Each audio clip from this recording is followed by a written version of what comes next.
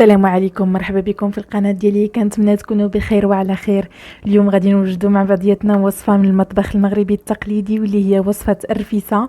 وانا هنا استعملت 700 غرام ديال الدجاج البلدي. نتوما تقدروا تستعملوا اي نوع ديال الدجاج متوفر عندكم وبالكميه اللي غادي تحتاجوا.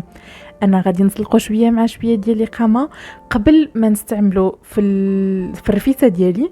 فكما كتشوفوا درت له معلقه ديال القرنفل ومعلقه ديال الابزار، غادي نزيد عليه معلقه ديال سكينجبير ومعلقه ديال الخرقوم. غنزيدوا عليه كذلك شويه ديال الثومه والماء، 2 دروسه ديال الثومه مقطعين كبار وشويه ديال الماء دافي.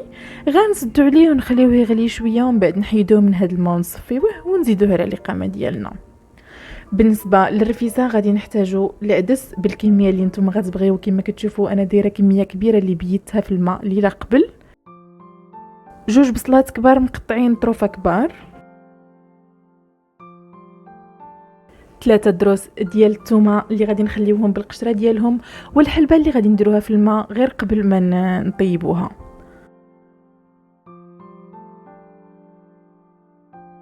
بالنسبه للبهارات غادي نحتاجو سكينجبير، الملحه، الخرقوم، الابزار، القزبر غبره وراس الحانوت. انا ما عنديش المسخن فاستعملت راس الحانوت. راس الحانوت كيعوض لنا المسخن، وحتى الا ما كانش عندكم راس الحانوت تقدروا ديروه بلا مسخن وبلا راس الحانوت، كتجي لذيذه. هنا غادي نديرو شويه ديال الزيت في الطنجره ديالنا ونحطوا عليه نصف الكميه ديال البصله اللي قطعنا. غنزيدو عليه الدجاج اللي صفيناه من الماء اللي غليناه فيه، ونزيدو عليهم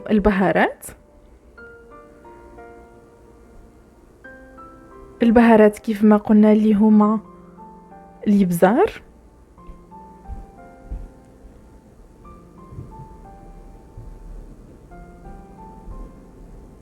القزبر،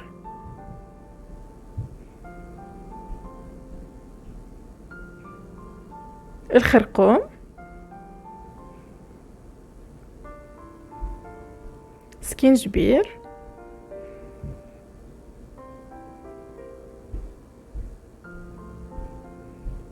وراس الحانوت اللي قلت لكم تقدروا تستغناو عليه الا ما كانش عندكم. هو كيدير شويه الفرق في المذاق لكن ماشي ضروري. والملح بطبيعه الحال على حسب الذوق. غادي نحاولوا نقليو الدجاج ديالنا في هذه الاقامه باش تدخل لنا فيه مزيان مع البصله.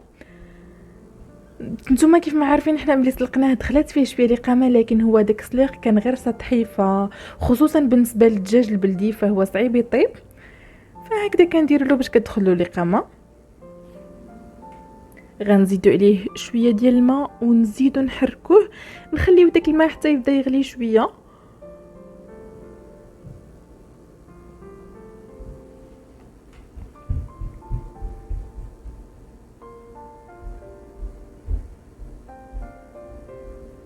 وهنا غادي نبداو نزيدو العدس ديالنا. كما قلت لكم انا استعملت كميه كبيره ديال العدس حيت كيعجبني العدس في الرفيسه. انا من النوع اللي ما كناكلش الدجاج بزاف فكناكل العدس.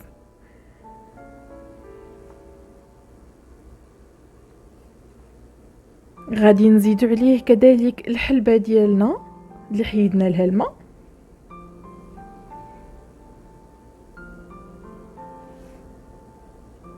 كنحاولوا نخلطوا كل شيء مع بعض ونزيدوا الثومه ديالنا بالقشور ديالها. كيف ما كتشوفوا اللي بغى كميه اكثر يقدر يدير كميه اكثر، اللي بغى يستغنى عليها يستغنى عليها. انا كتعجبني ملي كناكلها. كنزيدوا الماء سخون هنايا حيت ديجا عندنا الماء سخون في الطنجره فما كنحاولوش نبردوه. وغادي نزيدوا طريفات البصله اللي بقاو لنا، غنخلطو مزيان وغنسدوا الكوكوط ديالنا نص ساعه نخليوها طيب ونعاودوا نحلوها. وهنا غادي ندوزو باش نصاوبوا الرغايف ديالنا ولا التريد كيف ما كيسميوه. عندنا 2 كيسان ديال الفينو، 2 كيسان ديال الطحين الابيض، والملح على حسب الذوق.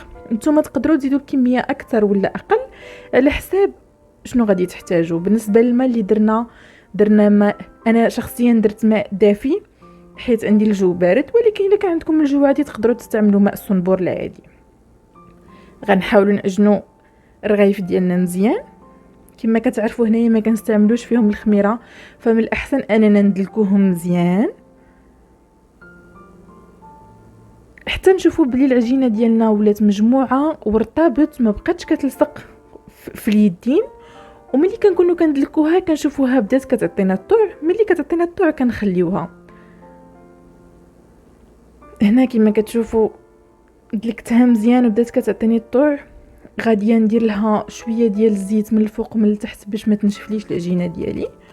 غاديه نغطيها ونخليها، ومن بعد نرجع لها مورا 15 دقيقه ونكورها كويرات صغار بزاف حيت المقله ديالي صغيره، وغنطلقها. ملي كنطلقوها كنطلقوها رقيقه بزاف حيت غادي نطيبوها. بالنسبه للرفيسه كنحتاجوها رقيقه.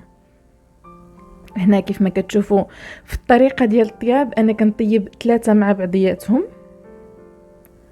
ها هما كما كتشوفوا هنايا 3 ملي كتبان لي طابت كنحيدها وما كيلصقوش في بعضياتهم، فما تخافوش، هاد الطريقه غير كتسهل عليكم الطياب. هنا كما كتشوفوا الرغايف ديالي واجدين، شي وحدين محمرين وشي وحدين عاديين باش كيجيني داك الميكس ديال القرمشه ملي كنكونوا كناكلو كيجيو لذاذ كيحمقوا. كنقطعوهم بالمقص بالطريقه اللي معروفه، كنطويوهم ونقطعوهم. وهنايا هذه الرفيسه ديالنا كما قلت لكم كتلويوهم وتقطعوهم كيجيو بحال هكا ملي كتقطعوهم بالمقص، ومن بعد كتسقيوهم وتحطوا العدس والدجاج ديالكم وبصحتكم وراحتكم.